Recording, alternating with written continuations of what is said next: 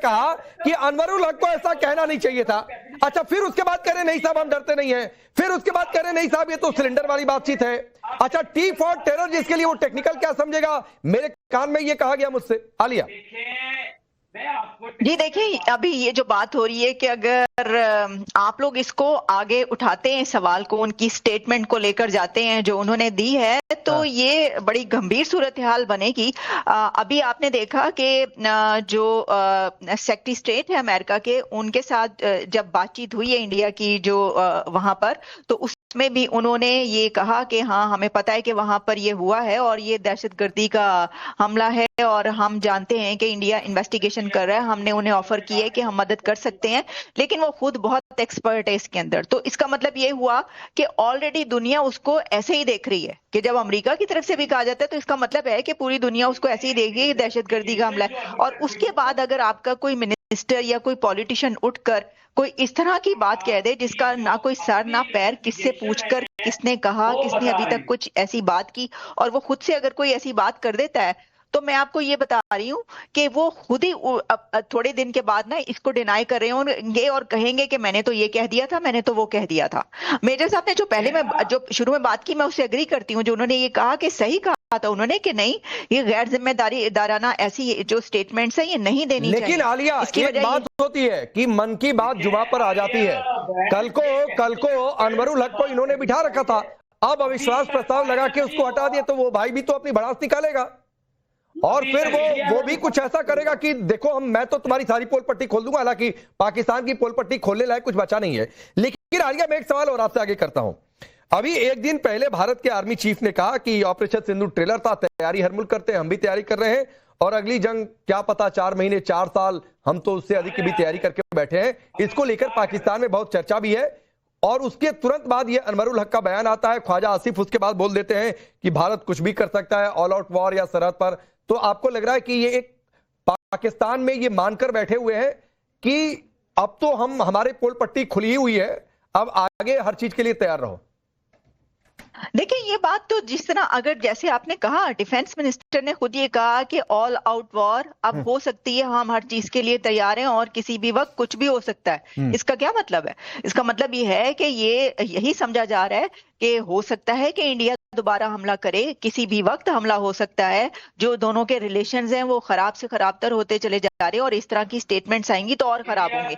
अगर ये फिक्र है ना और ये खौफ पाया जाता है तो सबसे पहले ऐसे लोगों को आप रोकें कि जैसे पहले शेख रशीद पाव पाव भर के बम उठा उठा के सरहद पार मारा करते थे, ऐसे लोगों को पहले आप बिठाएं और कहें कि भाई ये किस किस्म की बातचीत आप कर रहे हैं, आपने एक और जंग करवानी है, हम जंग के लायक हैं। देखें ना, IMF के पास कंट्री है, IMF के पास जो कंट्री है वो जंग लड़ सकता है? मुझे बताएं। ये आप बड़ी बड़ी बातें तो कर लेंगे, अभी मेरे इस बात के बाद भी ये लोग नाराज होंगे कि आपने कैसे कह दिया हम जंग लड़ सकते हैं, हम तो जंग जीतेंगे भी। IMF के पास जो कंट्री होता है जिसको खाने के लाले पड़े हो, उसकी पब्लिक पर सारा प्रेशर आता है। जब आप जंग लड़ते हैं इतना पैसा उसके अंदर लगता है, इतना बजट उसके ऊपर आता है, इतने वेपन। अच्छा मैं पूछ लेता हूं, इस बीच ये भी खबर है आलिया, आप लोगों के पास ज्यादा अपडेट होगा कि पाकिस्तान की जो बची खुची कंपनियां, कईयों का एग्जिट खाता भी तैयार हो गया है, तो मैं उधर बाद में बातचीत करूंगा। लेकिन डॉक्टर इरशाद, जो बात आलिया ने कही, major Nadeem please please please please behave like a major, not behave like a मौलाना। तो प्लीज समझा करिए, वो काम इरशाद अहमद के लिए छोड़ दीजिए, वो पॉलिटिशियन मौलाना दोनों बन जाएंगे, आप क्यों उनका काम हल्का कर रहे हैं? डॉक्टर इरशाद, जो ख्वाजा आसिफ भी कह रहे हैं कि भाई भारत तो कुछ भी कर सकता है, ऑल आउट वॉर भी हो सकता है, अब आलिया जो कह रही है जो कंट्री IMF के पास खुद को गिरवी रख चुकी हो वो जंग लड़ेगी कैसे? और मान लीजिए 4 साल हो गया, फिर तो वही होगा कि ये लो पाओ, ये लो आधा किलो एटम, वो भी पता नहीं एटम तो अमेरिका वहां बैठा हुआ है। राकेश 20 मिनट मैं खामोश बैठा रहा, 1 मिनट मुझे सुनिएगा। देखिए, एक तरफ आप बात करते हैं ऑपरेशन सिंदूर 2 की, जनरल साहब भी कह रहे थे, आपके कर्नल साहब भी, आप भी, या आलिया भी आपकी कोई एजेंट है, ये चारों आप लोग पाकिस्तान के ऊपर हमले की बात कर रहे थे। दूसरी तरफ आपके जनरल, आपके आर्मी के जनरल कह रहे हैं जी हमारे पास असला नहीं है, हम आप जरा चुप कर, सबसे बड़े एजेंट हैं आप, चुप कीजिए, पाकिस्तान के अवाम के खिलाफ आपने क्यों मेरा नाम लिया? आपने मेरा नाम क्यों लिया? अगर आप किसी को एजेंट कहेंगे, किसी को गद्दार कहेंगे, जो कि आप लोगों की हमेशा की आदत है, आप लोगों की ये आदत है, आप क्यों उनका काम हल्का कर रहे हैं? डॉक्टर इरशाद, जो ख्वाजा आसिफ भी कह रहे हैं कि भाई भारत तो कुछ भी कर सकता है, ऑल आउट वॉर भी हो सकता है। अब आलिया जो कह रही है, जो कंट्री आईएमएफ के पास खुद को गिरवी रख चुकी हो, वो जंग लड़ेगी कैसे? और मान लीजिए 4 साल हो गया, फिर तो वही होगा कि ये लो पाओ, ये लो आधा किलो एटम, वो भी पता नहीं, एटम तो अमेरिका वहां बैठा हुआ है। राकेश 20 मिनट मैं खामोश बैठा रहा, 1 मिनट मुझे सुनिएगा। देखिए, एक तरफ आप बात करते हैं ऑपरेशन सिंदूर 2 की, जनरल साहब भी कह रहे थे, आपके कर्नल साहब भी, आप भी, या आलिया भी आपकी कोई एजेंट है, ये चारों आप लोग पाकिस्तान के ऊपर हमले की बात कर रहे थे। दूसरी तरफ आपके जनरल, आपके आर्मी के जनरल कह रहे हैं जी हमारे पास असला नहीं है, हम आप जरा चुप कर, सबसे बड़े एजेंट हैं आप, चुप कीजिए, पाकिस्तान के अवाम के खिलाफ एजेंट हैं। आपने क्यों मेरा नाम लिया? आपने मेरा नाम क्यों लिया? अगर आप किसी को एजेंट कहेंगे, किसी को गद्दार कहेंगे, जो कि आप लोगों की हमेशा की आदत है, आप लोगों की ये आदत है, कोई सच बोले तो उसको आप एजेंट और गद्दार कहते हैं, कोई सच बोले उसको आप एजेंट और गद्दार कह देते हैं। अगर आपने ये जुबान इस्तेमाल की तो फिर मैं बीच में बोलूंगी और आपको जवाब दूंगी। आप मेरा नाम नहीं लीजिए। अगर आप मुझे कहेंगे तो मैं आपको ही कहूंगी कि आप पाकिस्तान की पब्लिक के खिलाफ एजेंट है, क्योंकि आप उनके खिलाफ बात करते हैं। बिल्कुल बिल्कुल, आप जरा सुनिए। दूसरी बात यह है कि अभी तमाम पैनलिस्ट बोल रहे थे कि ऑपरेशन 2 सिंदूर शुरू करेंगे। भाई पहले में हारे हो, आपके जनरल, अरे सपने की बात मत किया करो इरशाद अहमद, ये सपने वाला कार्यक्रम नहीं है, कार्यक्रम नहीं है, ये सपनों पर एनालिसिस का कार्यक्रम नहीं है। मीडिया की बात कर रहा हूँ। अच्छा एक बात बताओ इरशाद अहमद, छोड़ दो जंगों की बातचीत। इरशाद अहमद छोड़ दो जंगों की बातचीत, छोड़ दो ये ऑपरेशंस की बातचीत। पाकिस्तान के 2 टुकड़े हिंदुस्तान ने किए, हाँ या ना? किए ना?